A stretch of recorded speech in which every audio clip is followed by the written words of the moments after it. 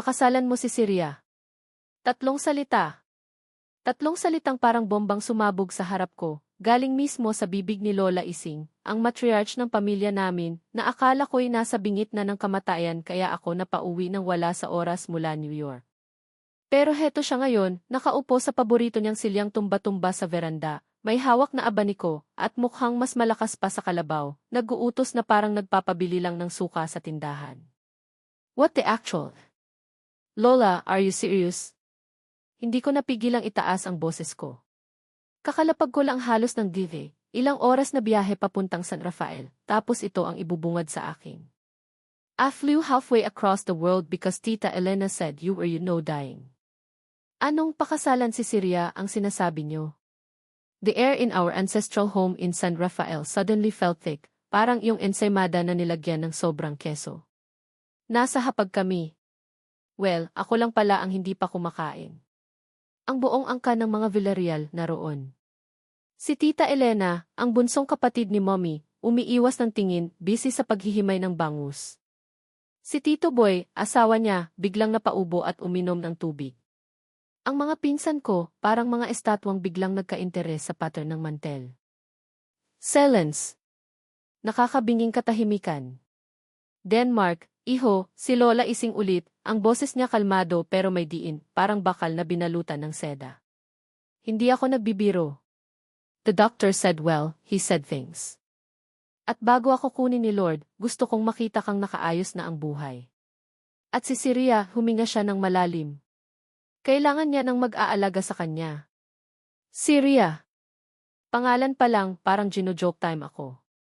Sino si Syria? Anong kinalaman niya sa pag-aayos ng buhay ko? In my life in New York was perfectly fine, thank you very much. I had the career, a loft apartment, a life built on its own, far from the suffocating expectations of this family. Lola, with all due respect, sinubukan kong kumalma, I have a life in New York. Hindi ako pwedeng magstay dito ng matagal. And marry someone I don't even know. That's insane. Hindi mo pa siya kilala ng lubusan, pagtatama ni Lola. Pero makikilala mo rin. She's a sweet girl. May ngiting sumilay sa labi niya, isang ngiti na nagbigay sa akin ng kaba. Ito yung ngiti niyang desisyon ko ito at wala ka nang magagawa. Lola, please. This isn't the 1,800. Hindi na uso ang fixed marriage, okay? I tried to reason out, looking at Tita Elena for backup.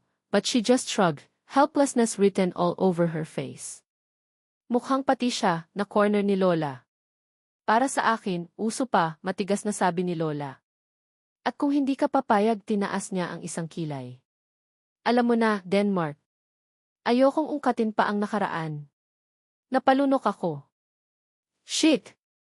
The past. Ang lihim na iyon. Ang lihim na tanging kami lang ni Lola ang nakakaalam. Ang lihim na pinanghahawakan niya sa akin. Biglang bumukas ang pinto mula sa kusina. At mula doon, lumabas ang isang babae. Dalaga? Nakasuot siya ng pink na bunny hoodie, kumpleto sa mahahabang tenga na nakalailay sa likod niya. Sa ilalim noon, isang floral duster na pangmatanda. Her hair was in two messy pigtails, and she was clutching a well-loved, medyo flat na teddy bear na kulay brown. Para siyang karakter na naligaw mula sa isang children's show. Lola Ising. Gutom na po si Kumag, sabi niya, ang boses niya, parang bata. High-pitched and innocent. Tinaas niya yung teddy bear. Sabi niya, gusto niya raw ng fried chicken. Napatingin siya sa akin, her eyes wide and curious, like deer caught in headlights. Or more like, bunny. Uy, sino po siya? Ang gwapo naman niya, Lola. Mukha siyang artista sa Z. Lumapit siya, walang kaabog-abog, at hinawakan ang braso ko. Hi, Kuya Pogi. Ako po si Syria. Friends na tayo. I was speechless. Ito ang ipapakasal sa akin ni Lola. This girl woman who looked and acted like she was stuck in her childhood. Para akong binuhusan ng malamig na tubig. No, scratch that. Para akong nahulog sa nagielong ilog. Syria, Ija, malambing na sabi ni Lola Ising, a stark contrast to her tone with me earlier. Siya si Denmark. Ang apo ko. Galing pa siyang New York. Wow, New York. Siria's eyes sparkled. Doon po ba nakatira si Mickey Mouse? Hindi ko alam kung matatawa ako o mainis o ewan. This was surreal. Nakatingin lang ako sa kanya, then kay Lola, then back to her. Si Tita Elena, napahawak na lang sa noo. Si Tito Boy, umiling-iling. Denmark, this is Syria, pakilala ulit ni Lola, her eyes daring me to object again. Ang mapapangasawa mo. The word mapapangasawa echoed in the dining hall. Syria just giggled, oblivious, at niyakap palalo yung teddy bear niya. Talaga po, Lola? Magkakaroon na ako ng friend na kasing gwapo ni Superman? I wanted to scream. I wanted to run. I wanted to book the next flight back to New York and forget this whole nightmare. Pero nakita ko ang tingin ni Lola. Isang tingin na nagpapaalala. Flashback. 5 years ago. Lola, I messed up. I messed up big time. Nanginginig ang boses ko sa telepono. Nasa isang presinto ako sa Maynila, amoy alak, amoy yosi, amoy gulo. Anong nangyari, Denmark? Boses ni Lola, nag-aalala pero matatag.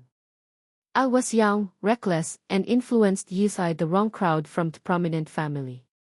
Isang gabi ng sobrang kalasingan, nagmamaneho at may nabangga kaming poste. But it wasn't just a post, may sidecar na nakaparada at may natutulog na tindero sa loob. He was critically injured. And my friends. They bailed. Ako ang naiwan. Ang pamilya ng mga kaibigan ko, sinisiguradong ako ang masisisi. Lola, parang awan niyo na. I don't want to go to jail. Hindi ko sinasadya. Lola Ising, with her connections and her iron will, pulled strings. Maraming pera ang gumalaw. Maraming pabor ang sinukli. The victim's family was compensated heavily, with a lifetime pension, with the condition na huwag nang ituloy ang kaso. The media was silenced. It was as if it never happened. Ako. I was sent to New York almost immediately to study and find myself, yun ang official story. Ang totoo, it was an escape. An exile. Denmark, sabi ni Lola bago ako umalis. Malaki ang utang na loob mo sa akin. Huwag na huwag mong kakalimutan yan. Darating ang araw, sisingilin kita. End of flashback. Napapikit ako. That day had come. Ito na ang singil ni Lola. Is my freedom for hers. Ang kalayaan ko para sa pag-aalaga kay Syria. I looked at Syria, na ngayon ay kinakausap yung teddy bear niya, pinapangakuan yata ng fried chicken. She seemed so fragile. So unaware of the gravity of the situation, of the bomb Lola Ising just dropped. Fine, I said through gritted teeth, the word tasting like ash in the mouth. Fine, Lola. Papayag na ako. Nagliwanag ang mukha ni Lola Ising. Isang ngiting tagumpay. Mabuti. The wedding will be next week. Next week. Napasigaw na naman ako. This was happening too fast. Syria clapped her hands. Yay! Party! May spaghetti po ba, Lola? Tumingin ako kay Syria, then sa pamilya ko na parang mga nakahinga ng maluwag. I felt trapped. Cornered. Parang isang hayop na sinukol sa dulo ng kalsada. Pero, Lola, dagdag ko, trying to salvage any semblance of control, may kondisyon ako. Lola Ising raised an eyebrow again. Ano yun? After year, if things don't work out, if I decide it's not working out. I'm leaving. And you won't stop me. Walang sisinling utang na loob. We'll be even. Lola Ising stared at me for a long moment. Nakita ko ang kalkulasyon sa mga mata niya. Then, she nodded slowly. 1 taon. Pagbibigyan kita. Pero sa loob ng 1 taon na iyan, Denmark, aalagaan mo si Syria. You will be a husband to her, in every sense of the word, except maybe, she paused, looking at Syria's innocent face, well, you know. Be patient with her. Husband. The word felt foreign, heavy. Paano ako magiging asawa sa isang batang babae na nasa katawan ng isang dalaga? The family dinner continued, or rather, they started eating. Ako, wala pa ring gana.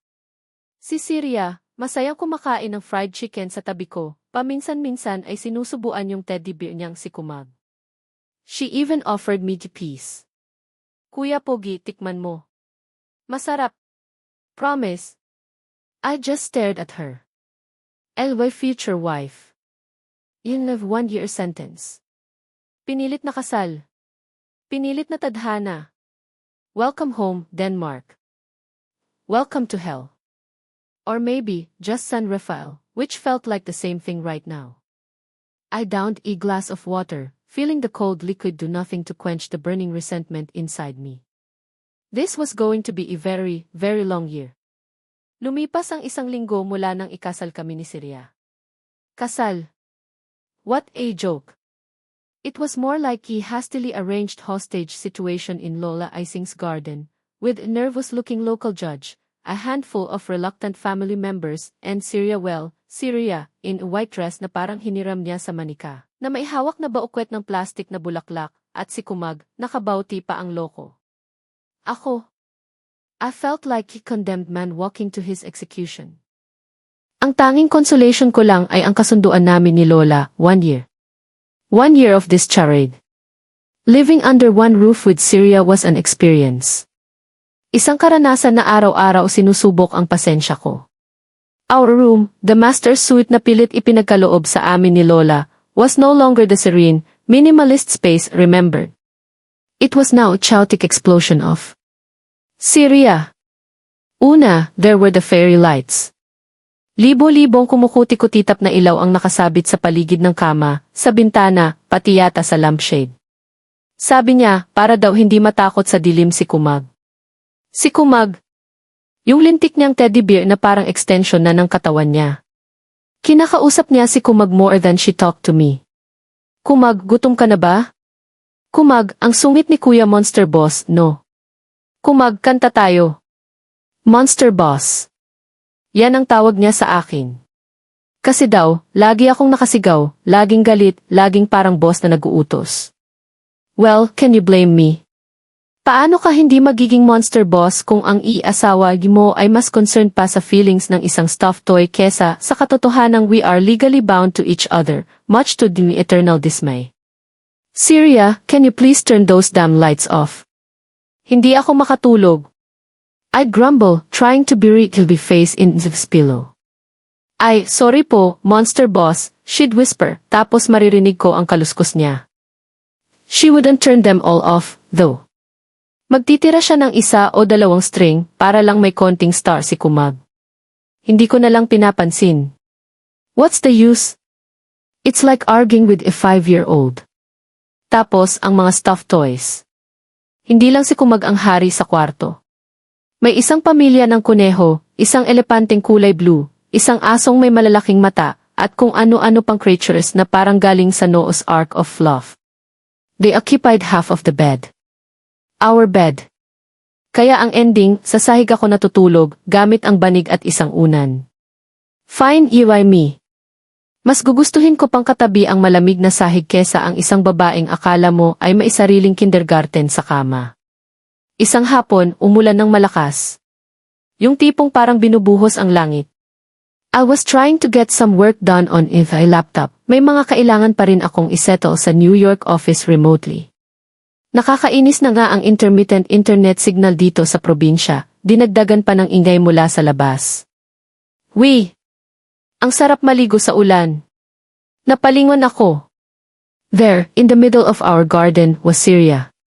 Nakataas ang 2 kamay, umiikot-ikot, tumatawa na parang wala ng bukas. Her duster dress was soaking wet, clinging to her small frame. Her hair, plastered to her face. Para siyang basang sisiw. She's very happy, albeit very immature, basang sisiw. Napalingon ako. There, in the middle of our garden, was Syria. Nakataas ang 2 kamay, umiikot-ikot, tumatawa na parang wala ng bukas. Her duster dress was soaking wet, clinging to her small frame. Her hair, plastered to her face. Para siyang basang sisiw. She's very happy, albeit very immature, basang sisiw. Syria! Ano ba namang ginagawa mo diyan? Pumasok ka nga, sigaw ko mula sa bintana, pero parang wala siyang narinig. Ang lakas ng tawa niya, nakikipagsabayan sa patak ng ulan. A surge of irritation, hotter than the humid provincial air, shot through me. Hindi na to tama. This wasn't just childishness, this was utterly irresponsible. Magkakasakit siya nito. At sino nang aalagaan sa kanya? Ako. No way. Padabog akong tumayo, iniwan ang laptop ko at mabilis na lumabas ng bahay. Wala akong dalang payong kaya sa ilang segundo lang, basang-basa na rin ako. But didn't care. Ang nasa isip ko lang ay patigilin ang babaeng to. Syria, nilakasan ko pa ang sigaw ko nang makalapit ako. Hinawakan ko siya sa braso, medyo napadiin yata. Are you crazy? Halika na sa loob. Look at you, you're soaking wet. Magkakasakit ka niyan. Nagulat yata siya sa biglaang pagdating ko. Nawala ang ngiti sa labi niya, napalitan ng takot. O gulat lang. Her eyes, usually wide with childlike wonder, now looked a bit lost. Kuya Monster Boss, ang sarap maligo sa ulan. Tear shy mo. Inaya pa ako with a hopeful little smile. Tear shy mo. Syria, hindi ka na bata. Hindi to laro. Halika na. Hinila ko na siya papasok ng bahay, hindi na pinansin ang pagpupumiglas niya. Aray ko, Monster Boss. Masakit po, reklamo niya, pero hindi ko binitawan. Diretso kami sa kwarto namin. Pagdating doon, binitawan ko siya. She stumbled a bit, looking at me with those big, wet eyes. Para siyang kuting na napagalitan. Magbihis ka, utos ko, trying to keep the voice steady, kahit na ang totoo, kumukulo na ang dugo ko. At pagkatapos mag-usap tayo. Tumango lang siya, parang natatakot, at dahan-dahang pumasok sa banyo, dala ang isang malinis na duster na kinuha niya sa aparador. Habang naghihintay ako, hindi ko maiwasang mapatingin sa paligid ng kwarto. The damn fairy lights. The legion of stuffed animals staring blankly at me. The lingering scent of baby powder na ginagamit niya. This wasn't room for a married couple. This was a goddamn nursery. Eve's patience, which was already thinner than a strand of hair, finally snapped. Paglabas ni Syria ng banyo, nakasuot na ng tuyong damit, her hair still damp and clinging to her neck, nakita niya akong nakatayo sa gitna ng kwarto. Hawak ko si Kumag. At sa sahig, nakakalat ang iba pa niyang stuffed toys, yung kuneho, yung elepante, yung aso. Monster Boss, anong ginagawa mo kay Kumag? Her voice trembled. Nakita niya ang bukas na bintana at ang tingin ko doon. Syria, I said, your voice dangerously calm. We need to set some ground rules. Isa na dito, this room needs to be for adults. Not for this. Tinuro ko ang mga laruan sa sahig. Pero mga kaibigan ko sila, mahina niyang sabi, ang mga mata niya nagsisimula ng mamasa-masa. Their toys, Syria. Mga laruan. Hindi ko na napigilan ang sarili ko. Lumapit ako sa bintana at walang sabi-sabing inihagis si Kumag palabas. Sumunod ang kuneho. Tapos ang elepante. Isa-isa. Huwag eh. Narinig ko ang sigaw niya, a sound of pure distress. Tumakbo siya palapit, sinubukang agawin sa akin ang natitirang aso, pero nahawakan ko ang mga braso niya. Monster Boss, parang awan niyo na. Ibabalik ko na lang sila sa box. Huwag niyo silang itapon. Her face was now streaked with tears. Real, heartbreaking sobs escaped her lips. She wasn't just acting, she was genuinely distraught. Parang pinapatay ko ang mga tunay na kaibigan niya. For a split second, I almost faltered. Almost. But the frustration, the resentment of being trapped in this ridiculous marriage, took over. They're just things, Syria. Kailan mo ba maiintindihan yan? You need to grow up. Hinila ko ang braso ko mula sa pagkakahawak niya at itinapon palabas ang huling stuffed toy. Ang asong may malalaking mata. It landed with a soft thud on the wet grass below, looking even more pathetic under the gray, drizzling earth. Syria just stared out the window, her shoulders shaking. Hindi na siya nagsasalita. Umiiyak lang siya ng tahimik. Yung iyak na parang galing sa pinakailaliman ng puso niya. I felt tipang of something. Guilt? Maybe. Pero pinigilan ko. She needed this. Tough love, ika nga. Kailangan niyang matuto. Mag-ayos ka, sabi ko, mas mahina na ang boses, but still firm. Bukas, aalisin natin lahat ng fairy lights na yan. At matutulog ka sa kama. Ako rin. This is our room, Syria. Not your playroom. Hindi siya sumagot. Nakatalikod pa rin siya sa akin, nakatingin sa labas, sa mga basang laruan niya na nakakalat sa hardin. The rest of the day passed in heavy, suffocating silence. Hindi siya kumain ng hapunan, kahit anong pilit ni Manang Celia, ang kasambahay namin. Nagkulong lang siya sa kwarto. When I entered later that night, she was already in bed, or rather, curled up on her side, facing the wall. The fairy lights were still on, but they seemed dimmer, less cheerful. Or maybe it was just the imagination. I sighed and prepared Diva's makeshift bed on the floor. As I lay there, trying to find a comfortable position, I could hear her. Soft, almost inaudible sniffles. Sinusubukan niyang itago pero rinig na rinig ko. Damn it, Denmark, I thought. Maybe you went too far. Pero ano pa bang magagawa ko? I needed to establish some semblance of order, some control over this chaotic situation was forced into. This wasn't about being cruel, it was about survival. Eswa survival. Ingay sanity. Hours passed. Hindi ako makatulog. The image of her crying face, the sound of her sobs, kept replaying in the mind. Nakokonsensya ba ako? Of course, I'm not a complete monster. Pero kasalanan ko ba kung hindi siya marunong mag-adjust sa realidad? It must have been past midnight when heard a small sound, like someone shifting in bed. Dahan-dahan akong bumangon, careful not to make any noise. Nakita ko si Syria, dahan-dahang bumabangon mula sa pagkakahiga. Akala ko pupunta siya sa banyo. Pero nagulat ako nang makita kong dahan-dahan siyang naglalakad papunta sa bintana. Sumilip siya sa labas, doon sa hardin kung saan nakakalat pa rin ang mga laruan niya. The rain had stopped, and the moon cast an eerie glow on the wet ground. Nakita ko siyang pinunasan ang mga mata niya. Then, she did something that surprised me even more. Dahan-dahan niyang hinubad ang suot niyang pantulog na duster. And my eyes widened. Anong ginagawa niya?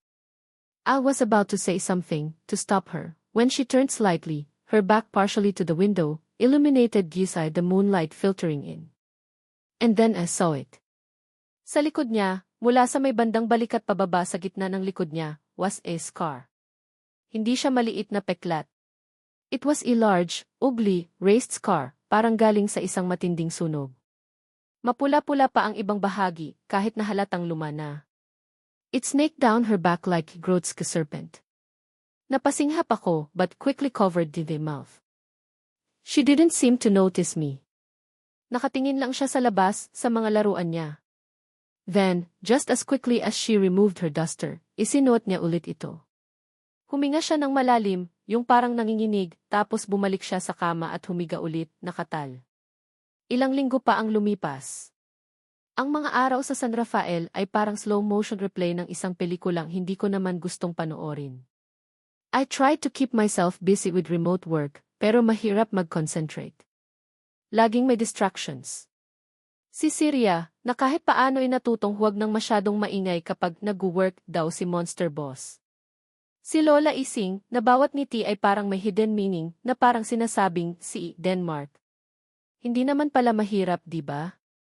Mahirap kaya? Yung insidente sa mga stuffed toys, hindi na namin napag-usapan pa. Kinabukasan noon, ako na mismo ang namulot sa mga laruan sa hardin. They were damp and a bit muddy. Nilinis ko sila bago ko ibinalik sa isang malaking kahon sa ilalim ng kama. Syria didn't say anything when she saw them there. Ni hindi niya binuksan ang kahon. Pero nahuhuli ko siyang sumusulyap doon paminsan-minsan, a sad, longing look in her eyes. The fairy lights, I didn't have the heart to remove them all. Nagkompromis kami, konti na lang, at yung hindi masyadong kumukurap. Maliit na bagay, pero parang malaking peace treaty na iyon para sa amin. Yung peklat sa likod niya. That image kept haunting me. Hindi ko alam kung bakit, pero parang may nagbago sa paraan ng pagtingin ko sa kanya. She was still childish, still talked to inanimate objects, kahit wala na si Kumag sa tabi niya. Minsan kinakausap niya yung unan, but there was a vulnerability there, a hidden pain that I only caught a glimpse of. It didn't make me like her, not in that way, but it made me less angry. More confused.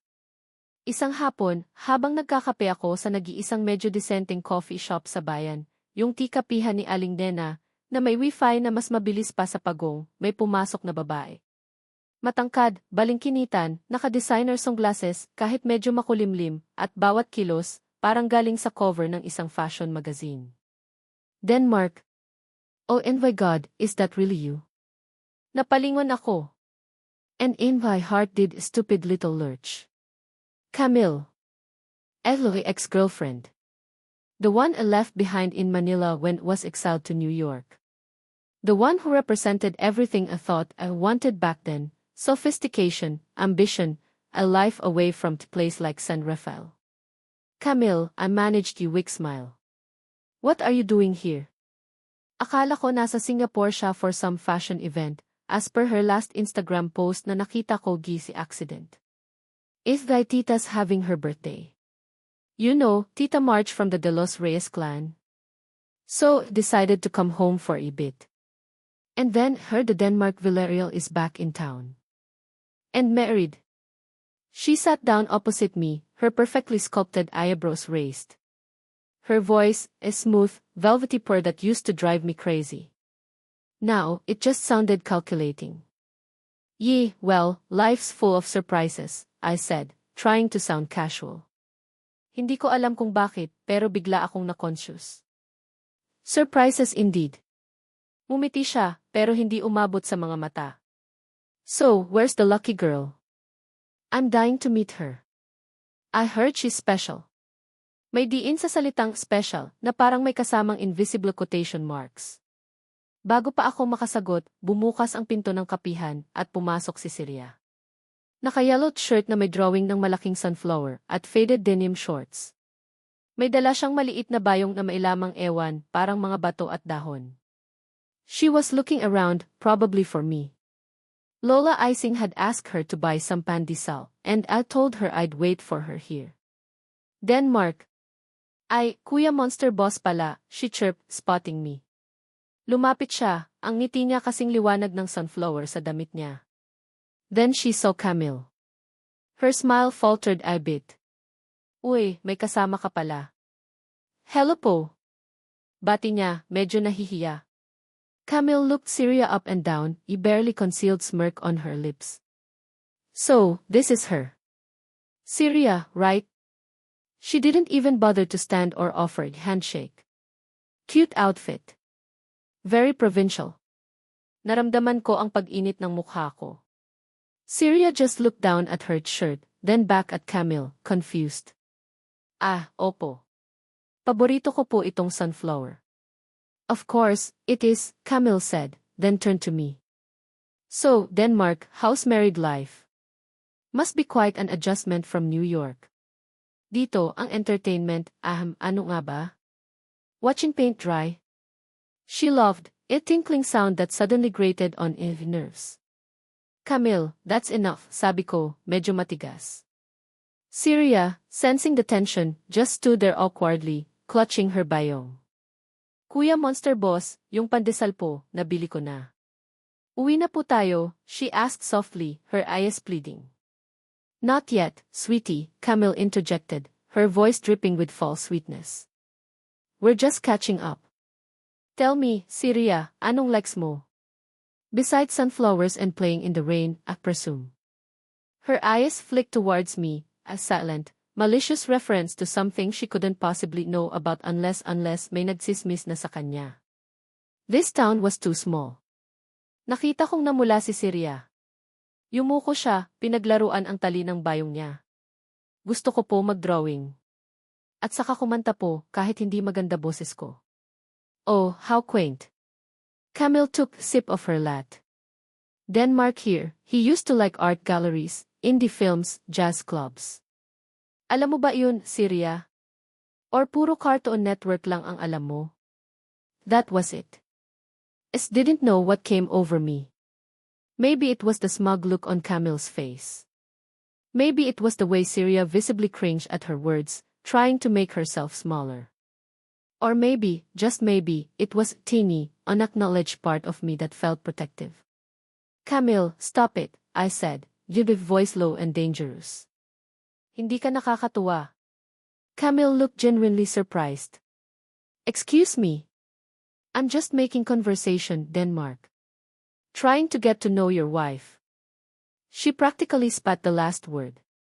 Well, your way of making conversation sucks, I retorted, standing up. Tara na, Syria. Hinawakan ko ang braso ni Syria, gently this time.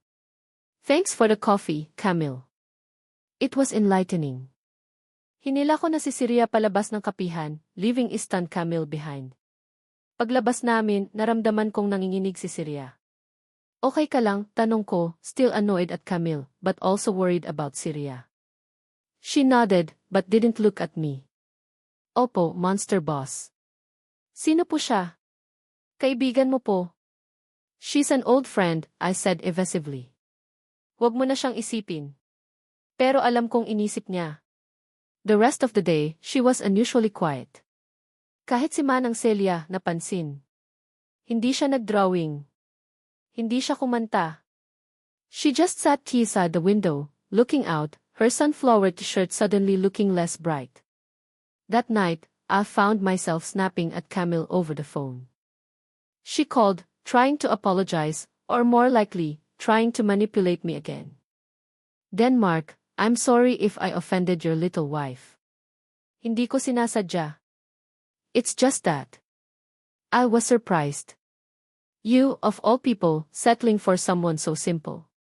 Simple is better than mean, Camille, I found myself saying. And don't call her my little wife in that tone. Her name is Syria. Silence on the other end. Then, wow. Defending her already. What happened to you in New York, Denmark? Or what happened to you here in San Rafael? Nothing happened to me. I just don't like bullies, I said, then hung up before she could reply. What the hell was that? I asked myself. Levi was defending Syria. His 1-year contractual wife. Maybe because Camille's attack felt personal, like an attack on his judgment, even if this whole marriage wasn't a judgment call to begin with. Or maybe just hated seeing anyone make Syria look so small and sad. That scar on her back flashed into my mind again. She had enough pain, hidden or otherwise. A few days later, the annual San Rafael Town Fiesta arrived. Banderitas of every color lined the streets.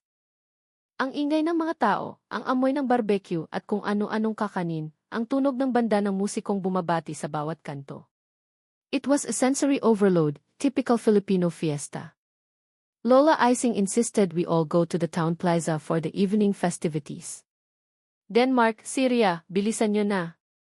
Magsisimula na ang programa, tawag ni Lola mula sa sala. I wasn't keen on going, but knew arguing with Lola was futile. Si Syria naman parang excited na kinakabahan. Nakita ko siyang paulit-ulit na tinitingnan ang sarili sa salamin. She was wearing a simple, light blue sundress that Manang Celia helped her pick. No pigtails this time, her hair was down, brushed neatly, with a small, white flower clip on one side. She looked different. Older, somehow. And pretty. In a quiet, unassuming way. Pagdating namin sa plaza, a bunch of people. Ang daming tao. The mayor was giving a speech, may mga nagpe-perform na mga bata, and the air was thick with excitement. Of course, as soon as we arrived, all eyes were on us. Or rather, on Syria. The whisper started, like a rustling wind. Yan ba yung asawa ni Denmark Villarreal? Yung balikbayan. Ang ganda ng asawa, no? Pero parang iba daw. Sabi nila, utak bata daw. Kawawa naman si Denmark. I clenched my jaw. Gusto kong sigawan sila, tell them to mind their own damn business. But what could I say? That they were right. Syria must have heard them too. Nakita kong napahawak siya ng mahigpit sa strap ng maliit niyang sling bag. She looked like she wanted to disappear. Without thinking, I moved closer to her, almost unconsciously shielding her from the curious stares. Don't mind them, I muttered, low enough for only her to hear. She looked up at me, surprised. Okay lang po, monster boss. Pero kitang-kita ko sa mga mata niya na hindi siya okay. The program dragged on speeches, dance numbers, singing contest. I was bored out of his mind. Then, the town's resident crooner started singing a slow, romantic Tagalog ballad. Something about fate and unexpected love. Cheesy, but the melody was actually nice. Biglang may tumulak sa likod ko. Go on, Apo. Isayaw mo na ang asawa mo. Lola Ising with a mischievous glint in her eyes. Lola! I hissed, embarrassed. Pero bago pa ako makapalag, someone dimmed the main plaza lights, leaving only the colorful banderitas and the strings of fairy lights, yes, more fairy lights, wrapped around the trees, casting a soft, magical glow. Couples started pairing up on the makeshift dance floor. Syria looked at me, her eyes wide, mixture of hope and fear. Monster boss. I sighed. What the hell? It was just a dance. And maybe, just maybe, it would shut up the gossips for a while if they saw us acting like a normal couple. Halika na, sabi ko, offering her my hand. It felt awkward. Isabel's palm was sweaty. She hesitated for a second, then slowly placed her small hand in mine. It was soft, a bit cold. We walked to the center of the plaza. The music swelled. I put one hand on her waist, she put hers on Isva's shoulder. It was the most awkward stance imaginable. Parang high school prom, yung first dance mo na hindi mo alam kung saan ilalagay ang mga kamay mo. She was stiff as a board. Ako rin. We just swayed clumsily, out of escapes with the music and with each other. Nakatingin siya sa sapatos niya. Ako, kung saan-saan, basta huwag lang sa kanya. Relax ka lang, I found myself whispering. Just follow in my lead. Kahit hindi rin ako marunong. That got teeny giggle from her. She looked up, a small, hesitant smile on her face. The fairy lights reflected in her eyes, making them sparkle. And for a moment, just a fleeting moment, she didn't look like a child. She just looked like a girl. Spretty girl, whose hand was in mine, whose waist was holding. The world around us seemed to fade. The chattering crowd, the smell of popcorn, even Lola Ising's knowing smile. It was just us, swaying under the canopy of lights, to the sound of cheesy love song. Yeah, my heart did another stupid thing. It skipped a beat. Or maybe two. What is this? I thought, confused. This is Kilig. No way. Impossible. I looked down at her. She was looking up at me, her earlier fear replaced by a soft, almost dreamy expression. A blush crept up her cheeks. Ang cute niya. Shit. Did just think she's cute. The song ended too soon. Or maybe it was just right. Naghiwalay kami, parehong medyo flustered. Salamat po, monster boss, Syria whispered, tucking a stray strand of hair behind her ear. The flower clip was still there. Wala iyon, I mumbled, feeling the ears burn. Lola Ising was beaming when we returned to our seats. Ang sweet niya naman, mga apo. I just grunted in response, avoiding her gaze. But for the rest of a night, I couldn't shake off the feeling. The awkwardness, the hesitant smiles, the unexpected warmth of her hand in mine. The way the fairy lights danced in her eyes. Maybe just maybe this forced marriage wasn't going to be pure hell after all. Or maybe I was just losing my goddamn mind. Yung sayaw namin sa fiesta, parang may binuksang maliit na bintana sa pader na nakapalibot sa aming dalawa ni Syria. Hindi pa rin kami close, malayo pa sa pagiging mag-asawa in the truest sense, pero may easing of tension. I found myself being less of it monster Bosky and more of just Denmark. And Syria, she started to talk to me more, not just about Kumag or the weather, but small things, a bird she saw, a flower that bloomed in the garden. Funny story Manang Celia told her. It was nice. Almost normal. Pero alam mo iyon, pag masyado ng payapa ang dagat, parang may paparating na bagyo. That storm came in the form of Camille, again. Hindi ko alam kung paano, pero Camille managed to bump into Syria one morning sa palengke.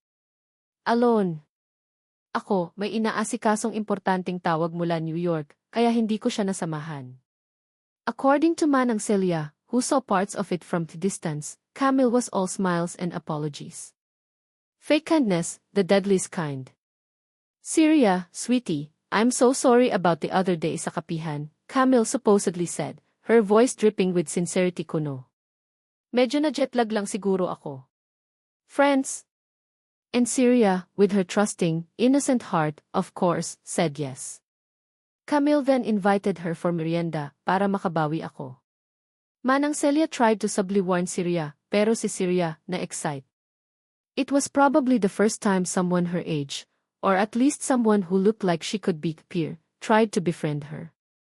I only found out about it when Syria came home that afternoon, her eyes red-rimmed, halatang galing sa iyak, kahit anong pilit niyang itago.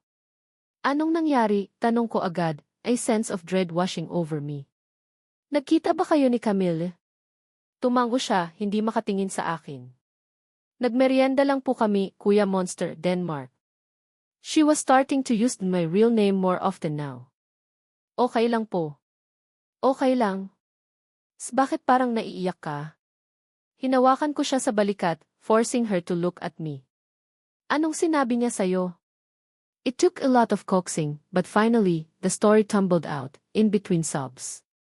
Camille, under the guise of a friendly chat, had systematically torn Syria apart. Sabi niya po, Syria hikup, sabi niya, kaya lang daw po kayo nagpakasal sa akin kasi naawa lang daw po kayo. Kasi special daw po ako at kailangan ng mag-aalaga. Sabi niya, hindi niyo raw po ako mahal talaga. Na ginagamit niyo lang daw po ako para pagtakpan yung totoong gusto niyo, na si siya. In my blood ran cold. That bitch. How could she be so cruel? To someone as fragile as Syria. Tapos po, patuloy ni Syria, her voice barely a whisper, sinabi niya na naalam daw po ng lahat na isa lang akong pabigat. Na kahit kailan, hindi daw po ako magiging totoong asawa. Na dapat daw po, sa isang special school ako, hindi sa bahay niyo. I felt a rage so intense, it was almost blinding. Gusto kong hanapin si Camille at ewan. I wanted to make her pay for every tear Syria. Syria, that's not true, I said, trying to keep the voice calm, even though I was sitting inside. Huwag kang maniwala sa kanya. She's a liar. Pero alam kong huli na. The damage was done.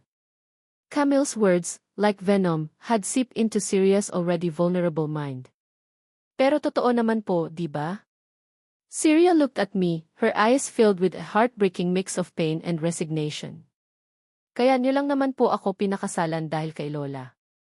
Dahil kailangan ko ng taga-alaga. I opened my mouth to deny it, to tell her it was more complicated than that things were changing. But the words wouldn't come out. Because, in a way, she was right. That was the initial reason. How could S deny that without sounding like complete hypocrite?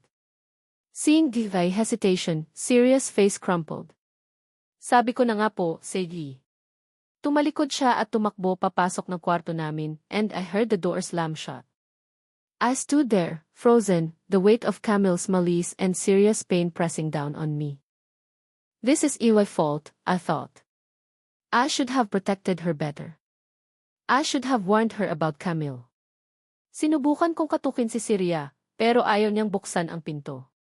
Narinig ko lang ang mahihinang hikbi mula sa loob. I felt helpless. Useless. The next morning, Syria was gone. Her side of the bed was empty, neatly made. Walang note. Walang kahit ano. Pati yung maliit niyang bag na laging may lamang kung ano-anong abubot, wala na. Even the old, almost threadbare blanket she sometimes used, yung may faded cartoon characters, was gone. Panic, cold and sharp, clawed at my throat. "Syria!" I called out, yung voice hoarse.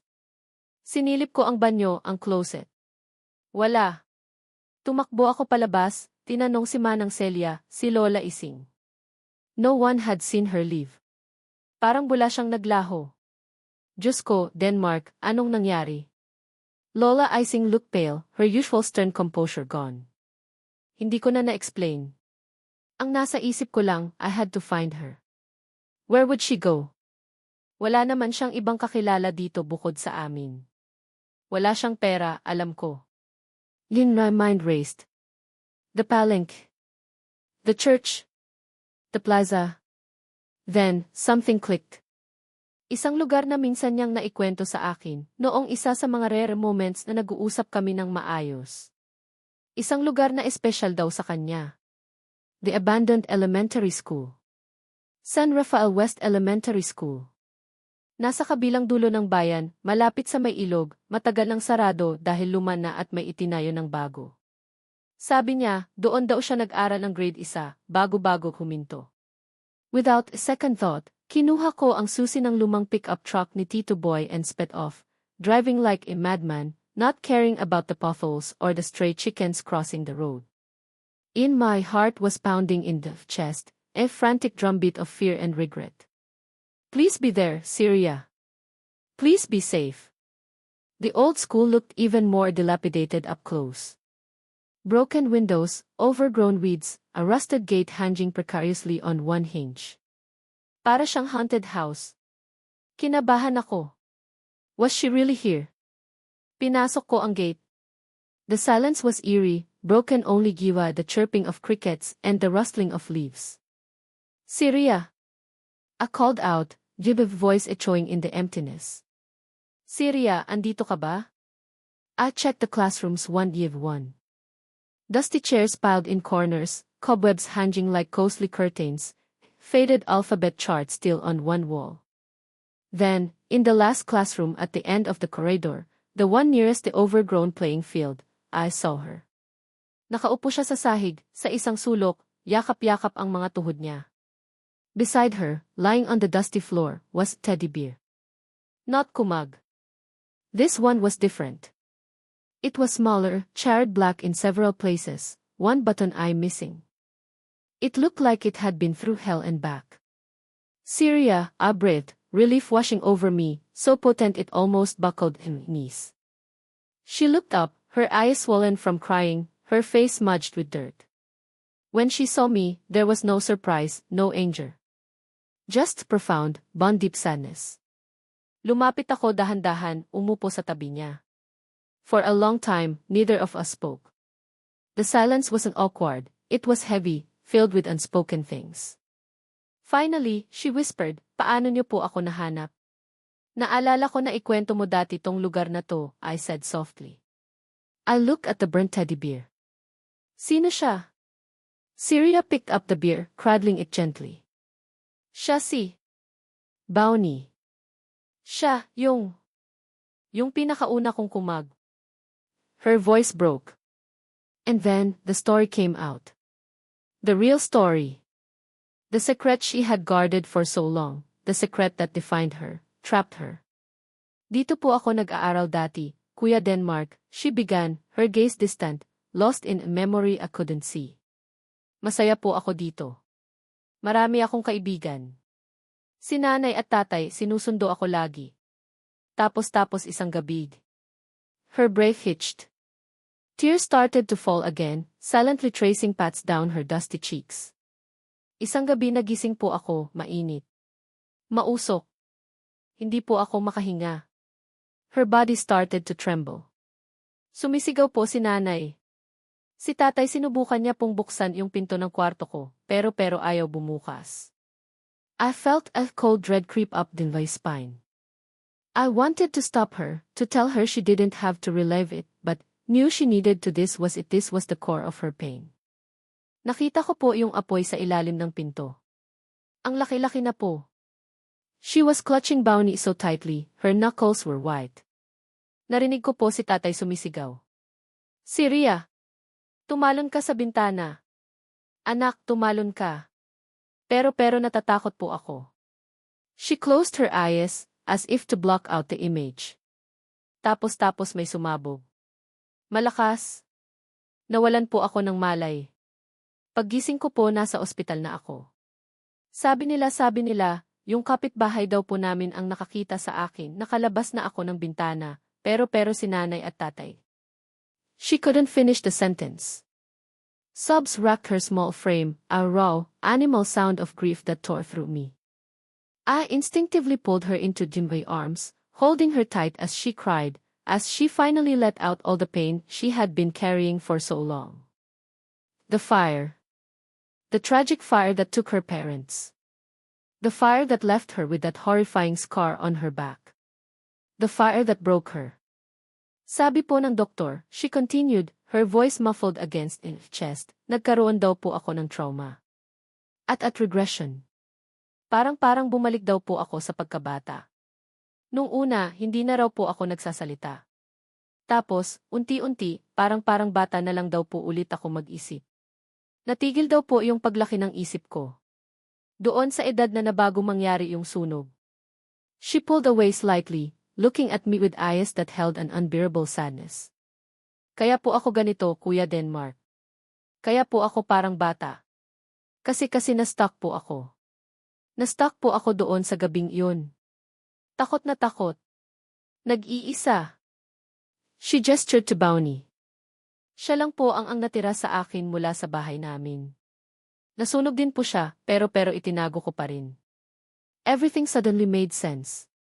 The childish behavior, the attachment to stuffed toys, the fear of the dark, the fairy lights, the way she sometimes seemed lost and confused. It wasn't an act. It was an immaturity. It was a scar, deeper than the one on her back, a scar on her mind, on her soul. Lola Ising knew. Of course, Lola Ising knew. That's why she was so protective of Syria. That's why she wanted someone to take care of her, to shield her. That's why she forced me into this marriage. It wasn't just about a family secret, it was about protecting this broken, fragile girl. I looked at Syria, at her tear-streaked face, at the burnt teddy bear in her lap. And for the first time, didn't see child. I saw survivor. Someone who had been through an unimaginable hell and was still, somehow, standing. Fragile, yes, but also incredibly strong in her own way. In my anger at Lola, at the forced marriage, at Camille, it all faded, replaced an overwhelming wave of compassion. And something else. Something that felt dangerously close to affection. I gently wiped her tears with Elva thumb. Syria T.S. struggled for words. What could possibly say to comfort her? Alam ko pong pabigat lang ako, she whispered, her gaze dropping to Bounty. Sabi ni Camille, totoo po yun. Hindi po ako karapat-dapat sa inyo. Hindi po ako normal. Hey, I said, tilting her chin up so she was looking at me. Wag mong sabihin yan. Wag mong pakinggan si Camille. She doesn't know anything. I took deep breath. This was it, no more pretenses. No more monster boss. Syria, hindi kita kailangang baguhin. The words came out, soft but firm, straight from a part of my heart didn't even know existed until now. You are who you are. And that's okay. It's more than okay. She stared at me, her eyes wide, searching. As if she couldn't believe what she was hearing. Hindi mo kailangang magpanggap na okay ka lang para sa akin, o para sa iba, I continued, did he voice thick with emotion. Hindi mo kailangang magmadaling gumaling o mag-grow up. Just be you. Andito ako. Hindi kita iiwan. As don't know Galay, I said that last part, it wasn't part of the one-year deal. But as the words left my lips, I knew I meant them. At that moment, standing in that dusty, abandoned classroom, holding this broken girl who had bared her soul to me, I knew. I wouldn't leave her. Not anymore. She didn't say anything. She just looked at me, a new kind of tear welling in her eyes. Not tears of sadness, but something else. Hope. Relief. Then, slowly, hesitantly, she leaned forward and rested her head on Insla's shoulder. I wrapped Vivi's arms around her again, holding her close, stroking her hair.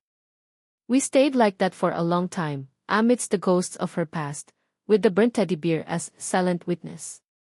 The sun was beginning to set, casting long shadows across the dusty floor, when she finally spoke, her voice small, fragile, but with new lightness to it. Salamat po. Denmark. It was the first time she called me Yevgeny by name without any hesitation, without that kuya, or that monster boss. And in that moment, I knew. Something had shifted. Not just for her, but for me too. The walls were crumbling. And what lay beyond them it scared me, but it also made my heart beat a little faster. Pinilit na kasal. Pero baka nga may pinipilit ding tadhana. At baka hindi pala ito isang sumpa. Baka ito na ang simula. Pagkatapos ng araw na iyon sa abandoned elementary school, parang may bagong sinag ng araw na sumilip sa buhay namin ni Siria. Hindi magic, hindi bigla ang naging fairy tale ang lahat. Siyempre, Siria was still Siria, may mga araw na childlike pa rin siya, may mga moments na parang bumabalik siya sa kanyang munting mundo. Pero may nagbago. She started to trust me more, to open up in small ways. Yung mga ngiti niya, mas madalas na at parang mas totoo. At ako, I found myself looking forward to her stories about the birds in the garden, or the new drawing she made. I even helped her replant some of Lola Ising's wilting sampaguitas. Maliit na bagay, pero it felt significant. Yung hindi kita kailangang baguhin na sinabi ko, I meant it. I started to see past the utak bata label. Nakita ko ang tapang niya, yung resilience niya despite everything she's been through. Nakita ko ang busilak niyang puso, yung kakayahan niyang makakita ng ganda sa mga simpleng bagay. At yung peklat sa likod niya. It no longer looked ugly to me. It was a testament to her survival. A battle scar. Pero alam mo iyon, yung kasabihang kapag may kaligayahan, may kaakibat na kalungkutan. O yung mas angkop, kapag may kontrabida sa istorya, hindi yan basta-basta susuko. Camille. Of course, it had to be Camille. Nakarating sa kanya ang balitang nag-level up na raw ang turingan namin ni Siria. Siguro dahil nakikita kami ni Siria na paminsan-minsan ay sabay nang naglalakad sa plaza o nagkakape, ako, at umiinom ng juice, siya, sa kapihan ni Aling Nena, looking almost like normal couple. At syempre, sa isang maliit na bayan tulad ng San Rafael, mabilis kumalat ang chismis, mas mabilis pa sa Wi-Fi. Camille, fueled by whatever twisted vendetta she had, decided to escalate her attacks. Hindi na lang patagong paninira kay Siria. This time, she went public.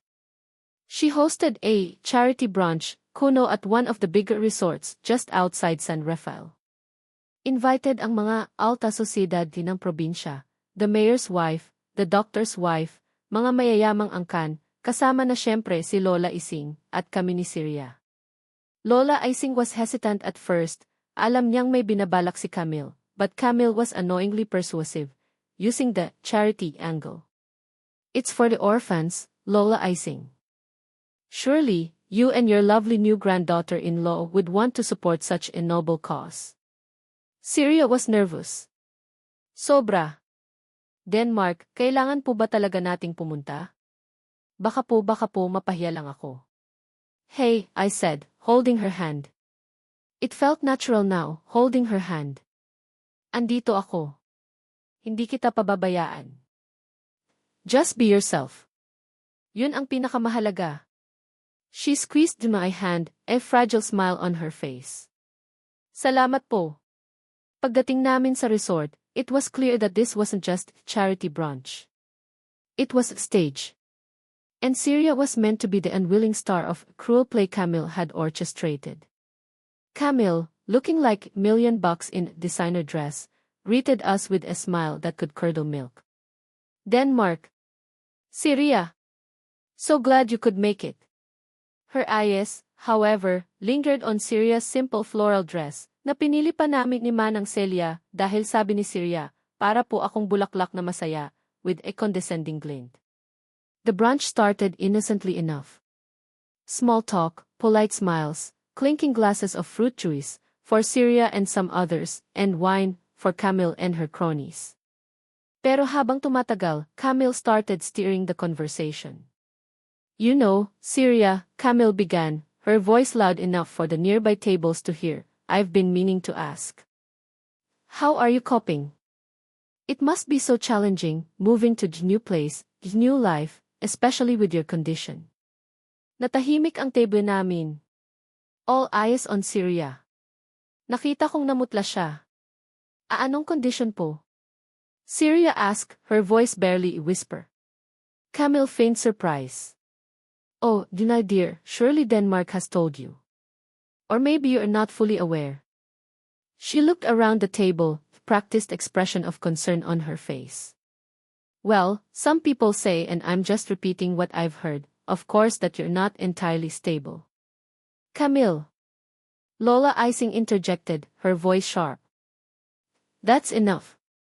Pero huli na. The seed was planted. The whisper started rippling through the other tables. Mentally unstable daw. Kaya pala parang laging lutang. Kawawa naman si Denmark na pasubo. Syria looked like she wanted the ground to swallow her whole. Her hands were trembling under the table. I reached for one and held it tight, trying to convey a silent message of support. But Camille wasn't done. I mean, it's admirable that Denmark is taking care of you, she continued, looking directly at me now, her eyes full of venomous pity. But is it really fair to him, Syria? To tie him down to someone who might never be a real partner. Someone who needs constant supervision, like a child. Naramdaman ko ang paghigpit ng hawak ni Syria sa kamay ko. Nakita ko ang takot at hiya sa mga mata niya. And something inside me snapped.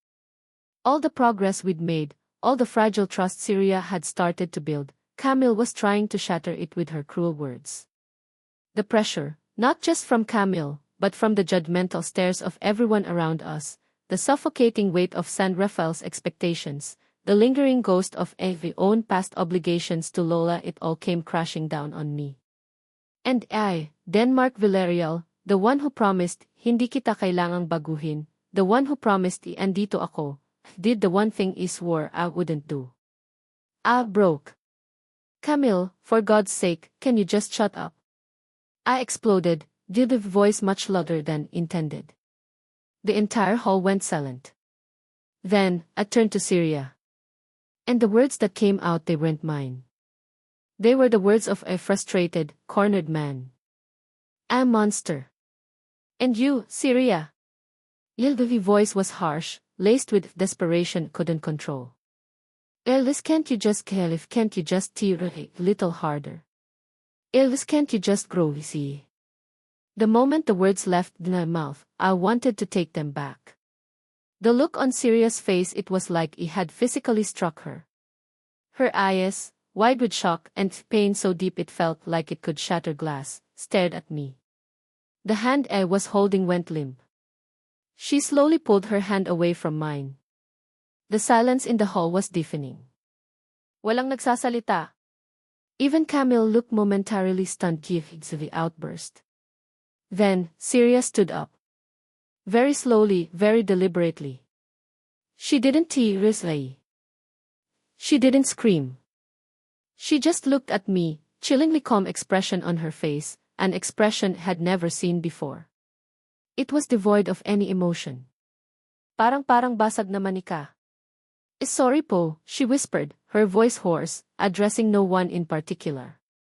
And then, she turned and walked away. Not ran. Walk.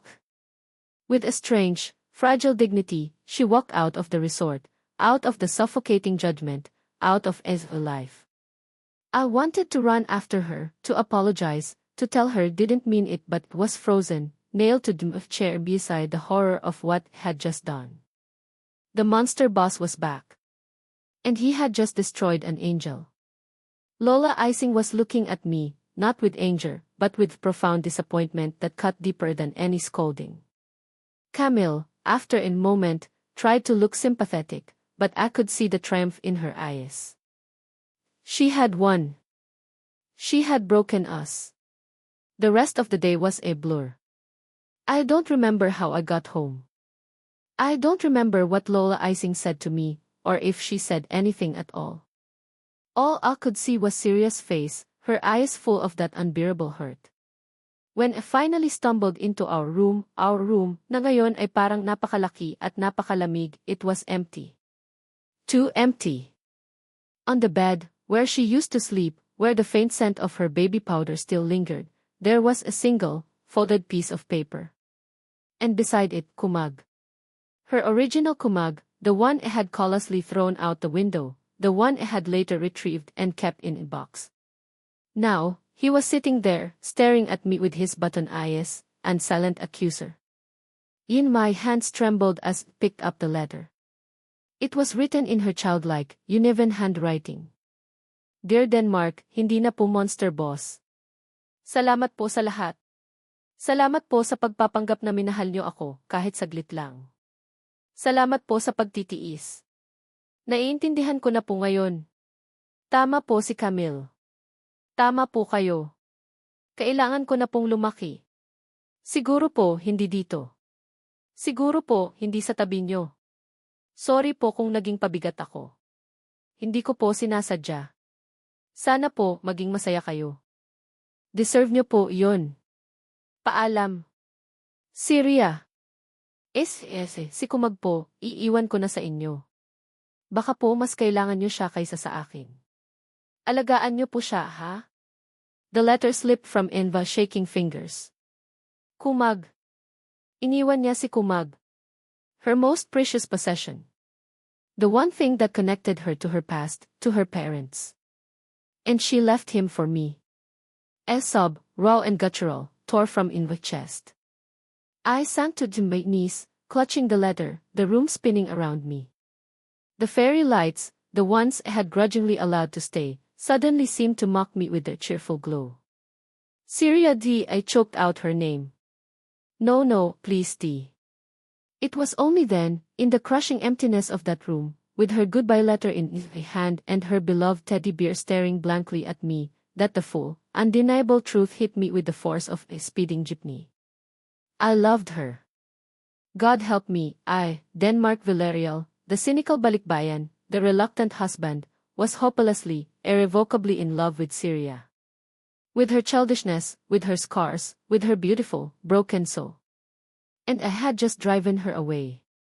I broke down.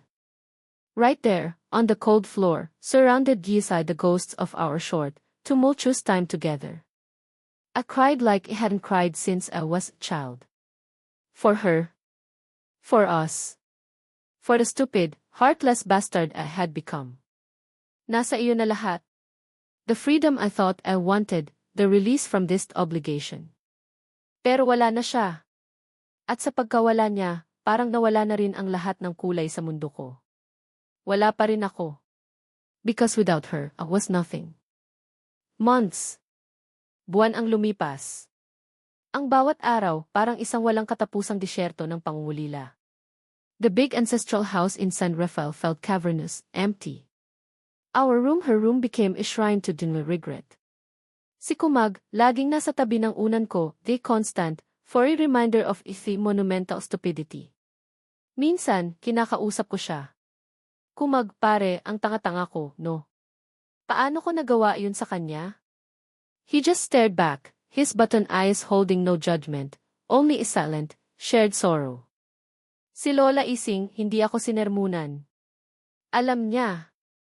Nakikita niya ang impyernong pinagdadaanan ko, ang impyernong ako mismo ang gumawa. Minsan, papasok siya sa kwarto ko, aayusin ang kumot o mag-iiwan ng isang basong tubig. Walang salita. Pero sa mga mata niya, nakikita ko ang awa at kaunting pag-asa. Camille tried to reach out, of course.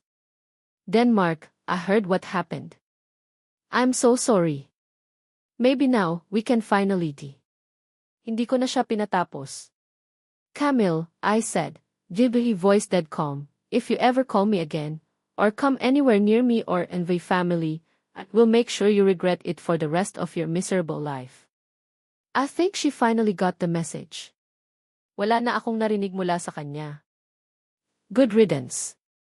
In 9 days were spent searching.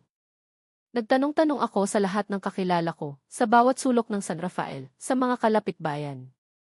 Walang nakakita kay Syria. Parang nilamon siya ng lupa. I even hired private investigator from Manila, pero wala rin. It was as if she vanished into thin air. But didn't give up. Hindi pwede. I owed it to her.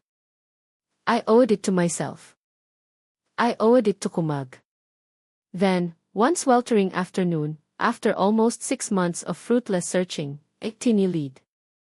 Isang matandang tindera sa palengke ng kabilang bayan, yung medyo malayo na, ang nakaalala sa isang batang babae na may dalang maliit na bag, nagtatanong kung saan ang sakayan papuntang. Barangay Mabini. Barangay Mabini.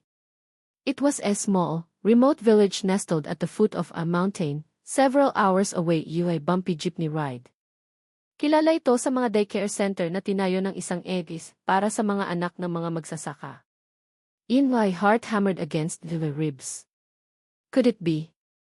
Kinabukasan, bago pa sumikat ang araw, nasa daan na ako. The jeepney ride was a test of endurance, maalikabok, siksikan, at parang walang katapusan ang lubak. But every jolt, every bump, fueled my determination. Malapit na, Syria. Malapit na ako. Pagbaba ko sa Mabini, it felt like stepping into a different world. Tahimik, simple, payapa. Nagtanong-tanong ako. Isang dalaga po, mga kasing edad ko, medyo parang bata minsan kumilos. Isang ale na nagtitinda ng saging Q ang nagturo. Ah, baka si Teacher Syria yun. Doon siya sa daycare sa may dulo, yung kulay dilaw. Teacher Syria. In my heart soared. Naglakad ako, halos takbuhin ko na, papunta sa direksyong itinuro. And there it was. A small, brightly painted yellow building. Mula sa labas, rinig ko ang mga boses ng bata, tumatawa, kumakanta. At sa gitna ng mga yun, isang boses na pamilyar, malambing, masaya. Syria! Dahan-dahan akong sumilip sa bintana. And there she was. Nakaupo sa isang maliit na upuan, napapaligiran ng mga bata, mga 5 hanggang 6 na taong gulang. She was wearing a simple white blouse and a colorful skirt na may mga drawing ng hayop. Her hair was tied in a neat ponytail. She was laughing, her eyes sparkling with genuine joy as she helped a little girl with his drawing. She looked different.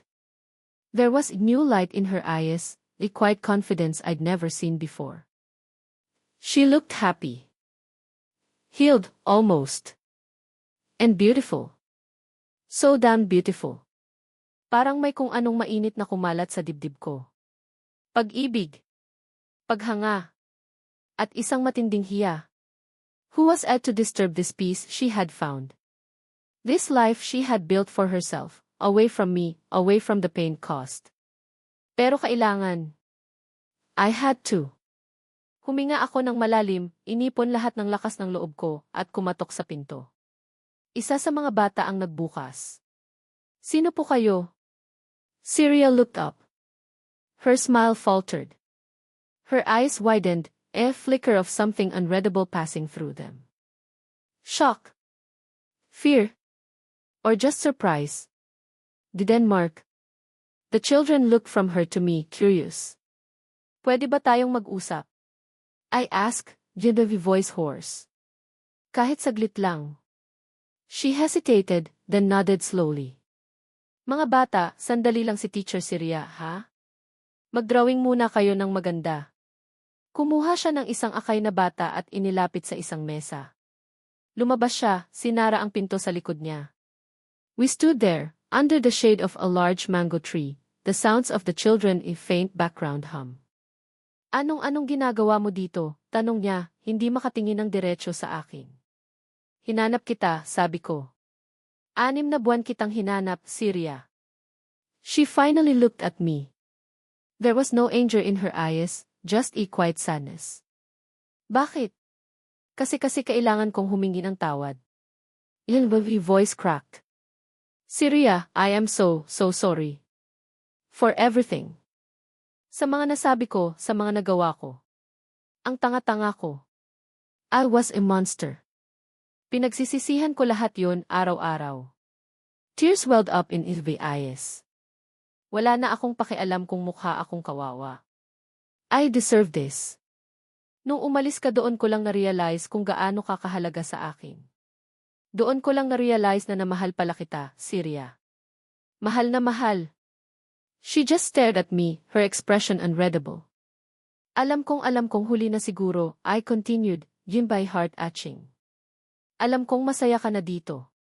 At hindi kita pipilitin. Pero gusto ko lang malaman mo. Kinuha ko mula sa dala kong paper bag si Kumag. Medyo nalukot siya sa biyahe, pero siya pa rin. Ang Kumag niya. He missed you, sabi ko, inabot si Kumag sa kanya. Nakasabit sa liig ni Kumag ang isang maliit na papel. Isang note. Kinuha niya si Kumag, niyakap ng mahigpit. Then, she slowly unfolded the note. Her eyes scanned the words I had painstakingly written, words that came straight from every broken, hopeful heart. Syria. Kung hindi mo ako mapapatawad, sana si Kumag muna. Siya na ang bahalang magsabi sa'yo araw-araw kung gaano kita kamahal, kung gaano ako nagsisisi, at kung gaano ko gustong makasama ka ulit. Pero kung hindi na talaga pwede, maintindihan ko. Basta masaya ka. Pero please, sana mailugar pa rin ako sa puso mo, kahit kasing liit lang ng buttons ni Kumag. Nagmamahal at laging magmamahal. Denmark. Nang matapos siyang magbasa, dahan-dahan siyang tumingala sa akin. Tears were streaming down her face now, but this time, they weren't tears of sadness. May kasamang ngiti. Isang maliit, nanginginig na ngiti. Denmark, she whispered, clutching Kumag and the note to her chest. And then, she did something that made the world stop. She took a step towards me, then another, until she was standing right in front of me. She reached out a tentative hand and touched my cheek, wiping away a stray tear hadn't even realized had fallen. Akala ko hindi ka na darating, she said, her voice thick with emotion. Akala ko nakalimutan mo na ako. Never, I choked out. Hindi kita makakalimutan, Syria. Hinding-hindi. And then, I did what should have done a long time ago.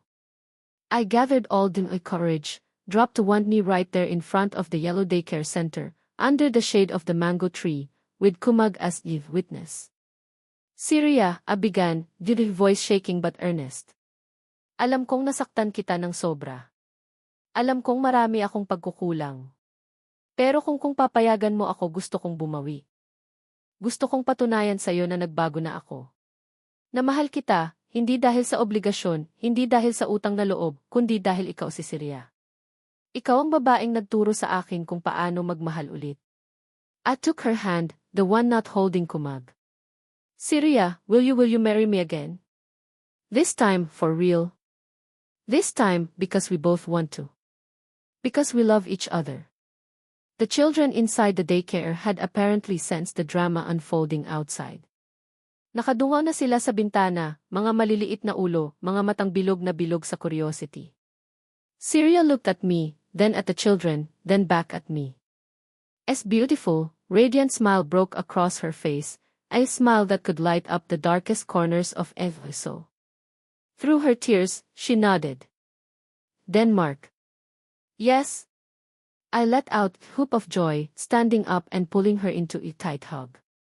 She hugged me back, burying her face in the chest, her tears soaking Levi's shirt. But these were happy tears. Our tears. The children inside started clapping and cheering. Yay! Kinis ni Sir si Teacher Syria. Well, almost.